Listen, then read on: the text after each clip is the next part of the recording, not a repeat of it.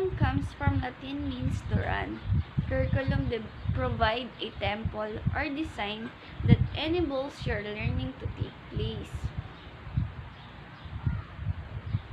Curriculum is a group of potential experience set up at school to teach children and youth how to think and act in a group settings.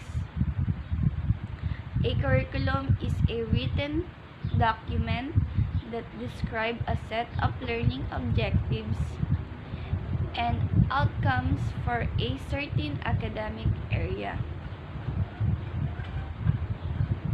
The characteristic of curriculum essentialist.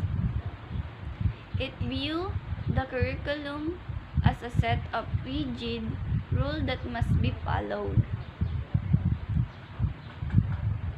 It believes all students to be the same. Its principal goal is discipline, and its regard freedom as a byproduct rather than a method of institution. Progressive. Individual accomplishment is motivator, and it based on the belief that people are natural excellence. It is a learning centered with a understanding that no two people are unlike. It considers the curriculum as something that can be individualized interest. A curriculum plan is a written curriculum plan, but a curriculum plan is advanced arrangement of learning opportunities for a specific learning community. A curriculum laboratory is a location of workshop where curricular materials are collected and used by teacher or student. Curriculum development is the process of choosing, organizing, executing, and assessing learning experience based on learning needs, talents, and interests, as well as nature of society or community. It must be intentional, well thought out, and continuous. A curriculum planning, design, and organization. Element of curriculum design. A curriculum consists of four major components or aspects, and nature and structure of these elements are represented in a curriculum design. Behavior, objective, or intended learning outcome. Content, subject matter, reference, teaching and learning method, assessment, and evaluation. These are the following: aims, goals, and objectives. Educational objectives are long-term objectives because they are intended or general level of education by society. They are stated generally. They provide kids long-term. Generally, it is assumed that goals are developed at the system level, such as in school district or a government document.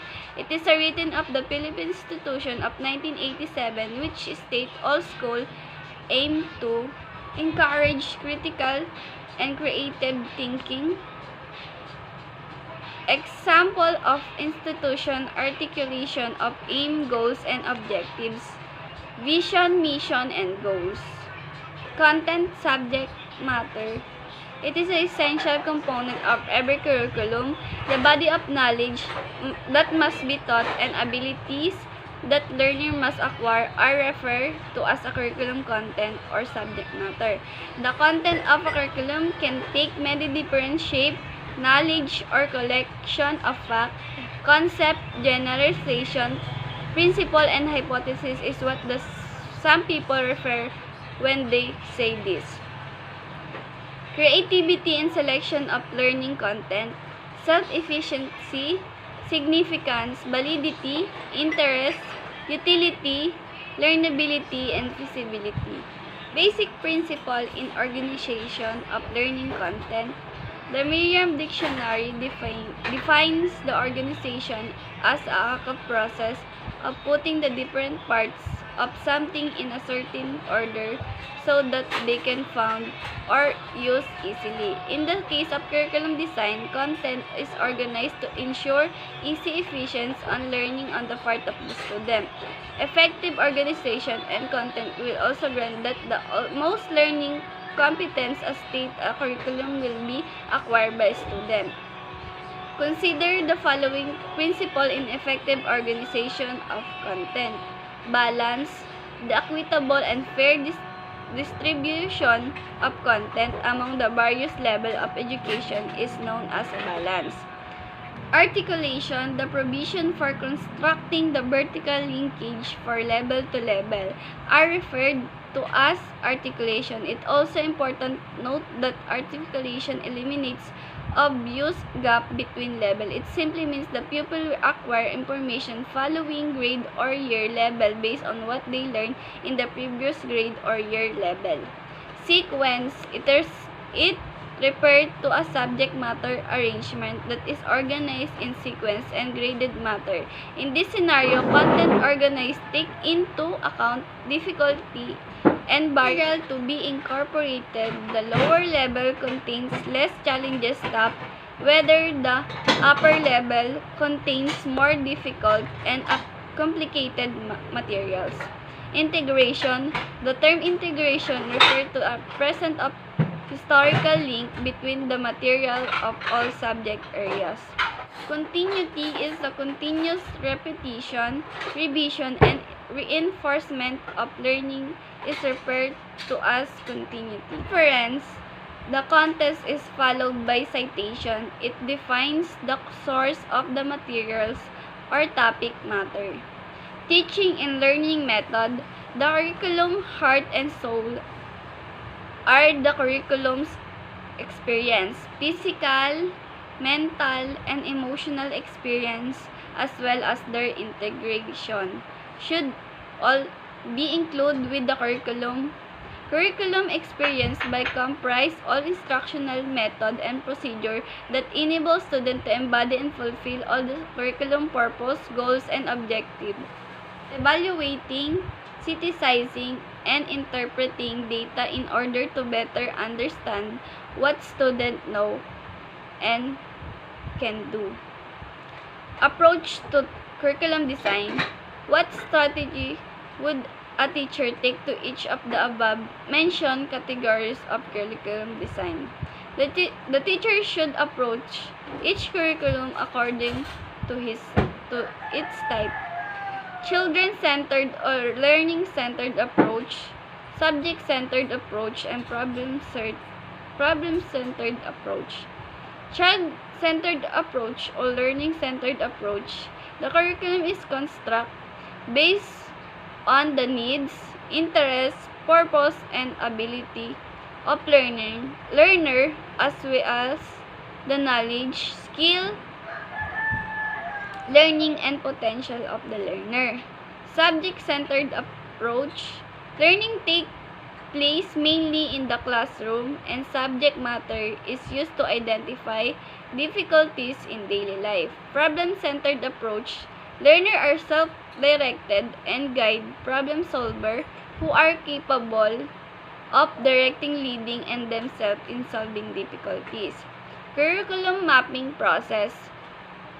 Curriculum mapping is a method of gathering and recording curriculum-related data for each subject, area, grade level, and program level. It is identify our core skill and content through process use and assessment use. The full curriculum map serves as a tools for a teacher to keep track of what been through, what will be true in the future. That's all. Thank you. Curriculum is more than just a list of subjects that student must take as a part of a course of study. Curriculum, in a broad sense, refer to an overall framework of the educational system, which include everything from instruction to management and administration. It is a board collection of a academic institution, student growth, and experience. Development.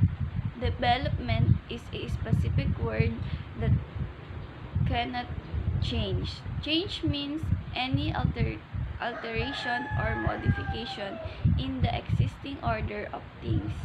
Curriculum development can take place in any setting and may involve many people. This means that is cooperative venture among teacher, supervisor, curriculum expert, learner, and parents and other stakeholders. Model of curriculum development. We have 4 model. The first one is the Tyler model, and the second one is Hilda Taba. The third one is the Peter Olivia model, and the fourth Saylor and Alexander model.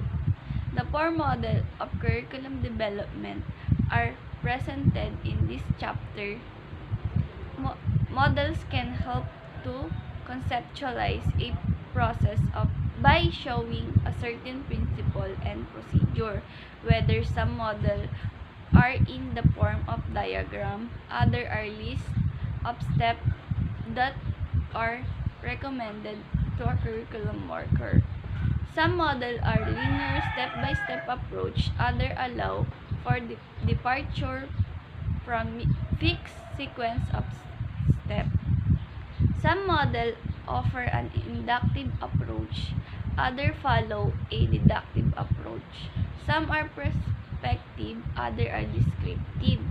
Those who are take leadership in curriculum development are encouraged to become familiar with various models, to try them out and to select or develop the model that is most understandable and feasible for them, for those person whom they are working. That's all.